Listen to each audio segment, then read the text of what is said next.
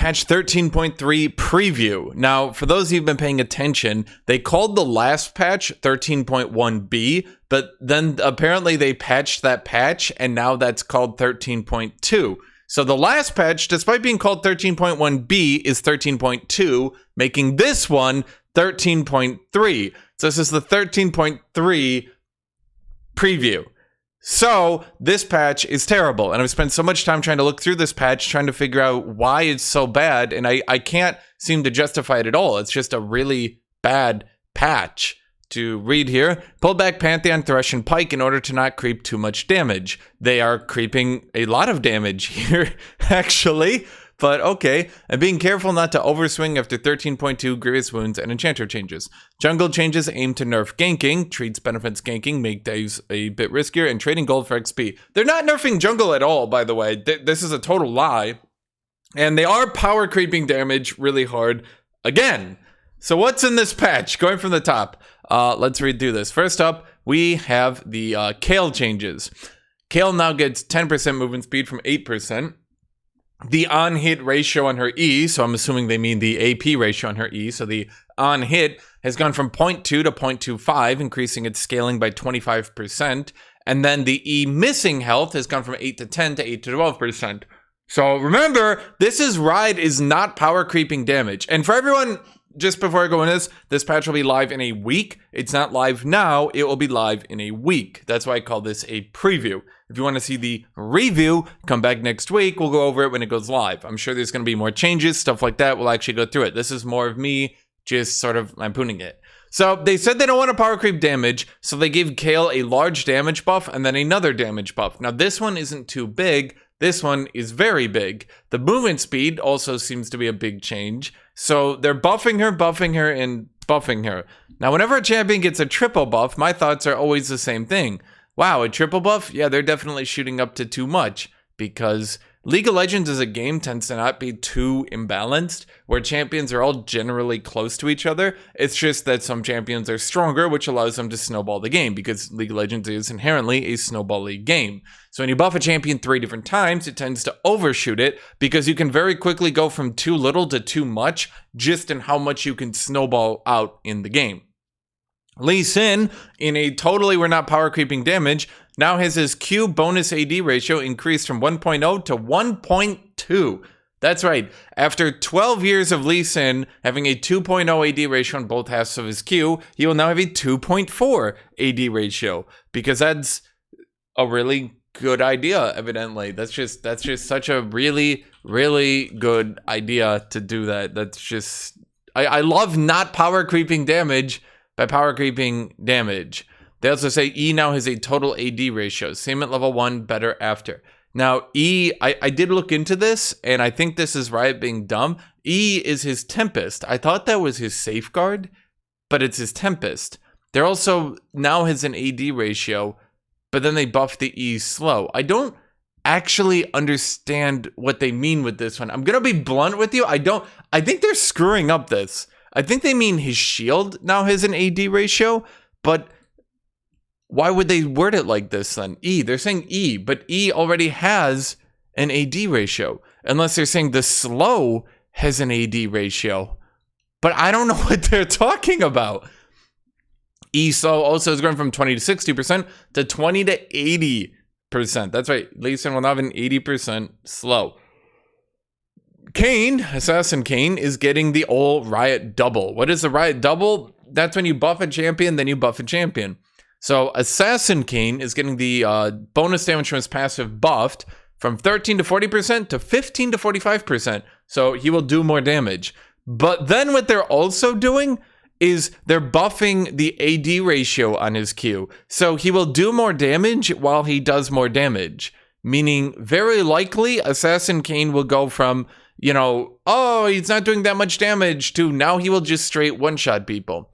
See, the thing is, again, Riot, and everyone who watches me, League of Legends is a game of snowballing. If you do more damage, you do more damage. If you scale better, then you scale better. So the thing is, Assassin Kayn getting a 1.6 AD ratio on his Q, which will then be magnified by his passive, potentially up to 45%, what that means, here, right, and anybody listening to me, is that Kayn will now do more damage on every single Q than Aatrox will do on a third Q crit. So the problem with this is that while this might make sense like in the hyper late game after he's fallen off, this doesn't really make much sense in the early game when he's still snowballing. So now he'll snowball. Then when he gets more items, he'll do more damage. And because he's getting a percent modifier on his damage buffed, while he's getting the AD ratio on his damage buffed, they buff his damage, which then also buffs his damage. So once again, like with the Kale change, if you buff a champion too much, they tend to go from like, oh, they're too weak to, and now they're way too strong. Trundle is getting buffed rather substantially. His dance emote now scales with movement speed, which is whatever, cool. They're also pulling back the nerf on his W. They giga nerfed it a while ago. They're pulling back some of that. It used to be 14 to 10. Then they nerfed it to like 18 to 14, if I remember right. Now they're pulling it back to 16 to 12. That's when he goes, Rah! And he puts like the whole frozen field, and then he runs fast and auto attacks more. So, yeah, Trundle, it's a buff. I don't think it's going to do anything. The champion is so monstrously underpowered. I think he's like one of the champions who would need to be like triple buffed to be viable. But what are you going to do? He seems to be one of those champions who kind of dominates the low ranks and doesn't really do much more after that. LeBlanc is getting more mana regen and more mana regen growth, and the mana cost on her Q is going down, and then the cooldown on her ultimate is going down. So at the very least, they're not buffing LeBlanc's damage. They're just giga buffing her mana. The thing about LeBlanc is every time they buff LeBlanc, I get afraid. Because if LeBlanc is ever viable, she instantly dominates the high ranks. Like, instantly. She just instantly dominates the high ranks. Like, it goes from, like, LeBlanc is not seen at all. Then she becomes viable. And then, like, every third game is against LeBlanc. But fortunately, they are nerfing Hashinshin. So, we'll see.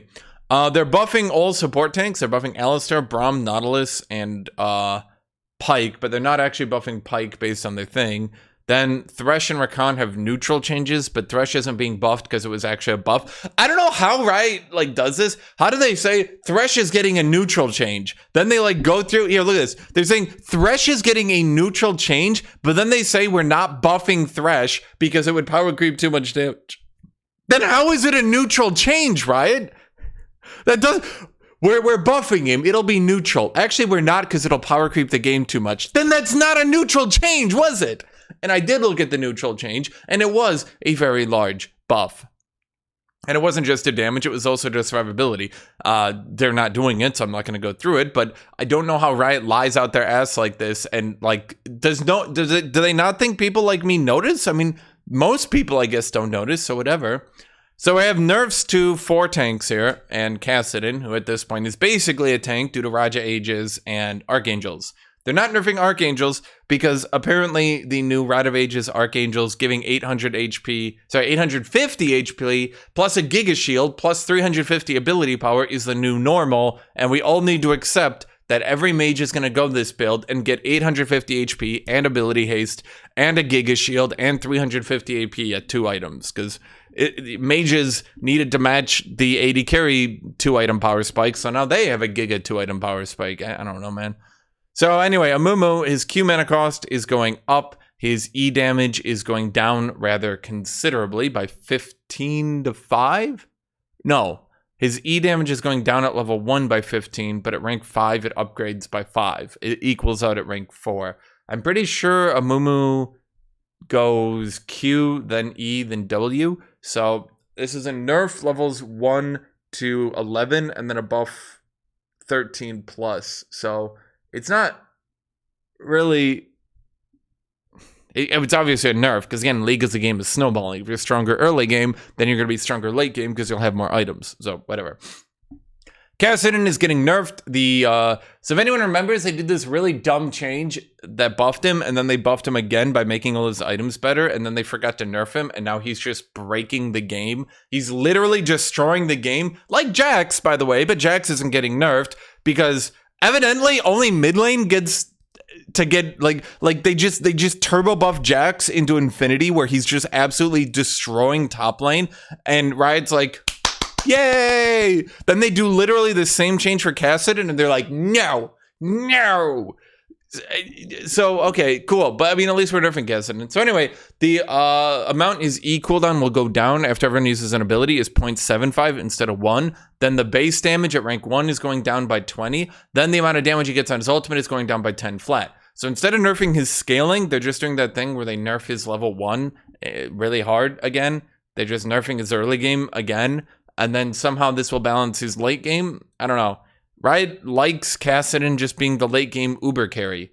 I'm not sure. Like, it feels so often that Riot just tries to push out so many late game Uber carries that, like, any given team is going to have, like, 2 or 3 of them at this point, right? Like, how many times have I seen, like, an ADC in the bot lane, then, like, Kindred jungle, then Kassadin, so they have 3 Uber carries, and I'm sitting here like, they have more late game carries than not.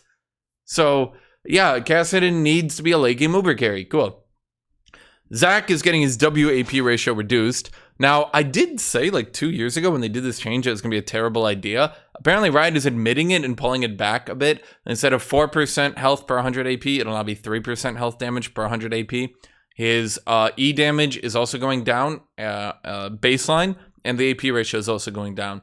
So if Zac rushes Demonic, he'll do a good bit less damage. Even if he doesn't rush Demonic, he'll do some less damage on his E. Overall, nerf for Zac.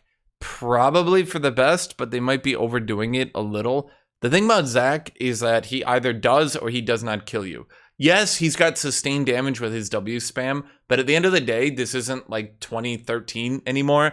Zac can't just like out heal you by spamming his abilities and running around.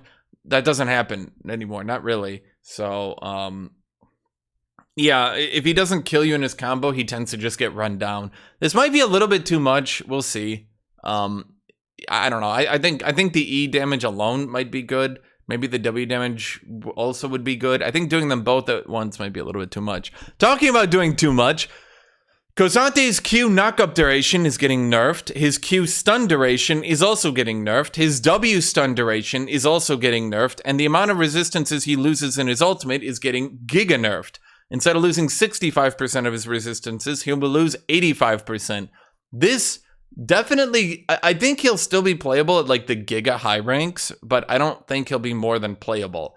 I think he'll definitely be playable. Like, you'll be able to play him. He'll be like a 50% win rate in the hands of like one tricks and stuff like that. But I don't think, and this is my opinion, I don't think he'll be much more than that. Like if I take a look at this, like if I look at K'Sante at the lower ranks here, he's got like a 47% win rate.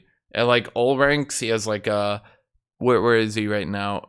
Is he down here? Like 45% win rate. Even when we look at Diamond 2 Plus, he has a 49% win rate. At Masters Plus, he's got a 49% win rate. By the way, look at Jax being the highest pick at literally everywhere. Literally everywhere, even into Challenger. Jax has a higher win rate, pick rate, and ban rate than K'Sante. And not by a small amount.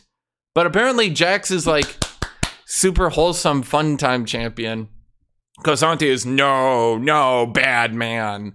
Please, Riot, please actually nerf Jax. I can't pick half the fucking roster because they'll just counterpick with Jax. And then the thing you'll notice very quickly is if you nerf Jax, oh wait, Camilla's broken. Oh wait, Jace is broken. Oh wait, Fiora is still broken.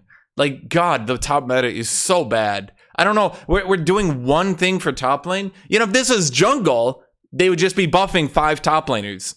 They wouldn't even be nerfing any top laners. This is jungle. They'd be like, we need to nerf like 5 top laners every patch forever.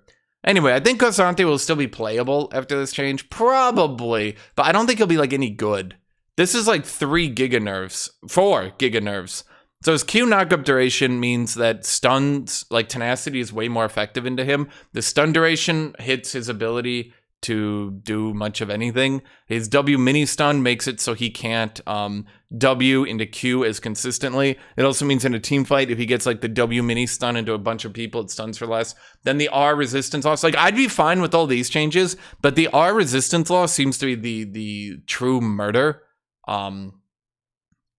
He will actually, like, he already ran the risk that if he wasn't stun locking someone after his ultimate, that he would just instantly die. But now he's just going to instantly giga die. I am not quite certain what they're doing with this one, to be honest. This one is really bad. Like, this one is really bad, Riot. This one is really, really bad.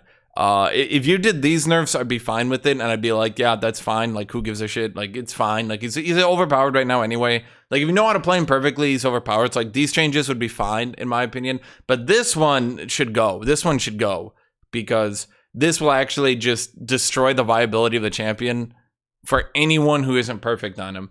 And as we've seen time and time again, what frequently happens when that change like that happens is that everyone stops playing the champion for the most part, and then everyone just starts like all the one tricks might stay on Kosante, but then like everyone else leaves the champion, and then he stops being picked and he stops being banned, and then he slowly just fades away, and everyone will just go to Jax and Camille and Fiora and Jace, and then he'll like fall out, and you know, like that's what happens time and time again when you make changes like this. Like, you want a champion to be balanced on average, not balanced where only the one tricks can play the champion. As we've seen again, and as what's happening to Aatrox is, as we're saying in Challenger, like the Aatrox one tricks can kind of sort of make him work, but like no one else can. And so his win rate continues to fall, and his pick rate continues to fall, and he's going to continue to fall. And what I'm saying is, we're just going to come back anyway, right? Like, you're going to buff Aatrox anyway, so you're going to buff Kosante anyway. Why not just nerf all his stuns and be done there? And why utterly obliterate his ability to do anything here, right? Overheal's getting buffed. ADCs apparently weren't good enough. Riot was like, man, the entire game being decided by ADCs isn't enough. Could we do this even harder? Great. They're nerfing the jungle early ganks, except not really at all.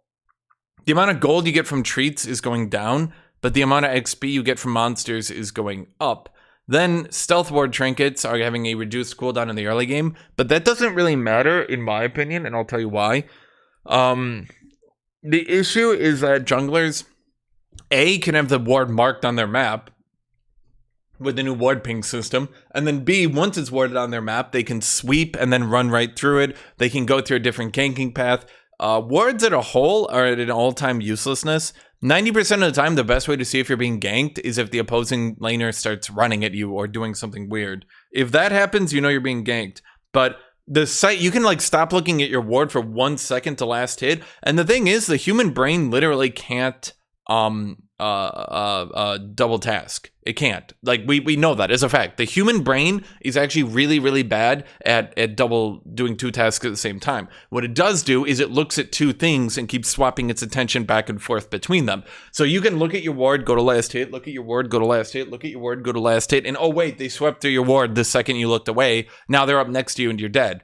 And so wards are at an all-time useless because they don't give you advance notice anymore. They give you some notice, like if you see your ward starting to be swept and you can start running away, but you might not notice it instantly because you don't, like you can't, your brain literally doesn't work like that. It's not wired like that. Your brain is like a single core processor. It just tries to do multiple tasks as quickly as it can, but it will only do one at a time. That's why wards have just sort of become really bad to the point where they're buffing wards. But in my opinion, the issue would be if they want you to not be gankable, there needs to be some sort of like, maybe like an audio notification that your shit is being swept. Because between sweepers, between Umbral Glaive, it is so easy for a jungler to run right through a ward. So even if you did ward properly, we're seeing this time and time and again in top lane, that winning and losing top lane doesn't matter. Because if you're winning, you try to hold lane. And if you're losing,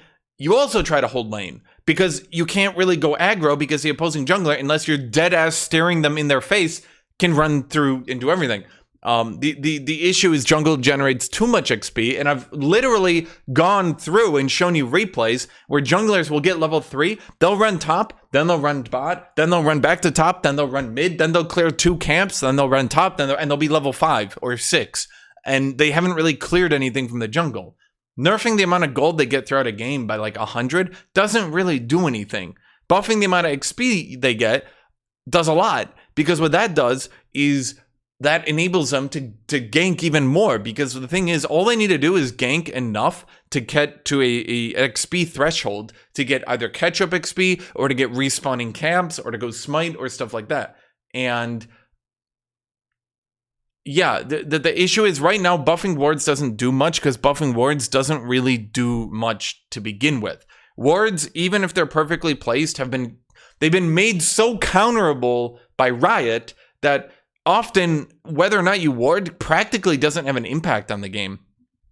Now, Umbral Glaive is also being nerfed from a 40-second cooldown to 50 seconds, but that rarely does anything. Because even at a 50-second cooldown, if we look at the cooldown on wards, and we compare that to Umbral Glaive can single-handedly be wiping out 2 or even 3 lanes of wards itself. The only thing that stops Umbral Glaive is a support chain-placing wards going back and chain-placing wards.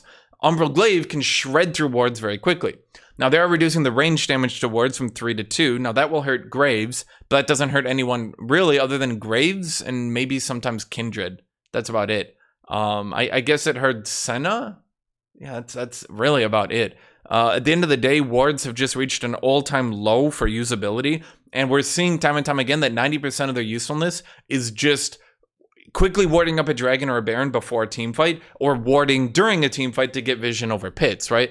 The ability to ward, particularly early game, has become so useless that, yeah.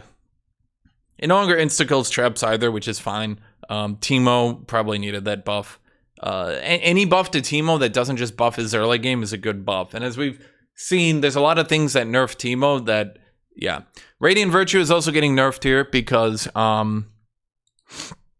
so the issue with Radiant Virtue is, not everyone needs damage. I don't know why Riot doesn't realize that. Not everyone needs damage. A lot of people need survivability. Karma, in order for her kit to be usable and viable, Karma needs to not die in one hit. When she runs up and tries to start, rooting a LeBlanc or getting vision on a Kha'Zix with her root, stuff like that, she needs that champion to not be able to instantly turn around and one-shot her. So Karma builds tanky, because otherwise she will die horribly. So Riot's response to this isn't to go, man, there probably should be a viable tank item that's good for champions like supports, like literally Radiant Virtue was designed for. They go, no, stop building the tank item.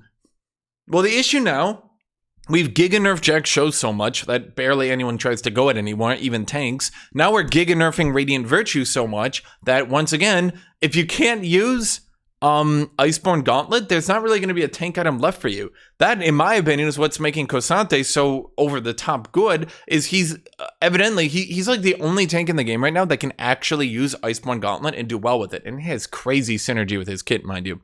And so because of that, what we're seeing time and time again is that literally the only viable tank is K'Sante. I actually was keeping track of his win rate. After they giga nerfed old Bruisers, K'Sante's win rate in a few days went up as far as 1%. Because, shockingly, he's the only tank that could really benefit from Bruisers getting nerfed into the ground. So, that's kind of a big deal. So, Radiant Virtue will now have too long of a cooldown. At 60 seconds to 90 seconds cooldown, it will have too long of a cooldown for a lot of tanks to even use every ultimate. The cost is also going up by 200, which hurts it really bad. This makes Iceborne Gauntlet literally the only 3,000 gold tank item left, which shockingly means that if tank players, because the thing is, most tank players have to go like a Bramble Vest or Plated Steel Caps Rush. So having the 200 less gold on their Mythic was really good because it enabled them to get to their Mythic while still building these other items that Riot wants them to rush to be relevant in the laning phase. But now with even Radiant Virtue going to 3,200, the issue we're quickly seeing is that every tank's going to just have to go Iceborne Gauntlet, especially with these Giga Nerfs. The amount of HP that you go up is being buffed. It's getting 10% inactive, you'll get 15%, which is fine, right? The amount of healing is going from 8% to 12%, but the healing no longer scales with missing health.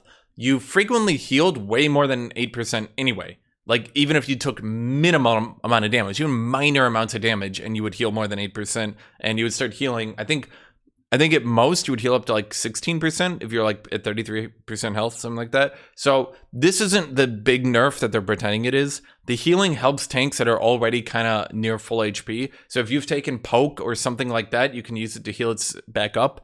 I would like to have seen, like, the cooldown is probably fine for the early game, but it should probably go down with levels or something, because what they don't want like Karma top going Radiant Virtue and then just using it to constantly heal herself up every second wave. They don't want that, which is fine. Okay, going to 90 seconds cooldown at first is fine, but I think over the course of the game, it should go down.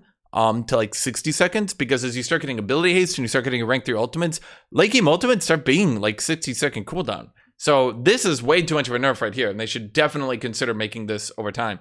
As far as the max HP, that's fine. The healing is... the issue is a lot of tanks who didn't have healing, like Ornn, were using this as their only form of shielding or healing. And now that the healing is getting nerfed, 12% health healing is like not that big. Let's be honest. Like when it was 15%, that was kind of good. The max HP increase is kind of decent. That lets you tank through a bit. The ability haste aura is also being removed, which isn't the biggest deal. Overall, Radiant Virtue is getting a giga nerf. Which I don't really understand, because what they seem to be doing is they're nerfing Radiant Virtue hard, but then buffing all support tanks.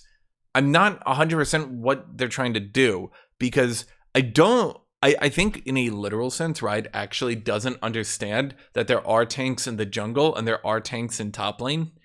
I think they literally actually start thinking, I think their actual thought process is they actually only think that tanks go into the support role. I think K'Sante got by like on accident. He started using Iceborne Gauntlet and Riot like literally forgot. And now they're like going over here and like, oh, let's finish this fucker off. Let's kill the last tank of top lane. And he's literally the last tank of top lane, with Mundo being dead and Ornn being dead and Maokai died. The only thing left is K'Sante, and now they're sort of like coming back and finishing the job.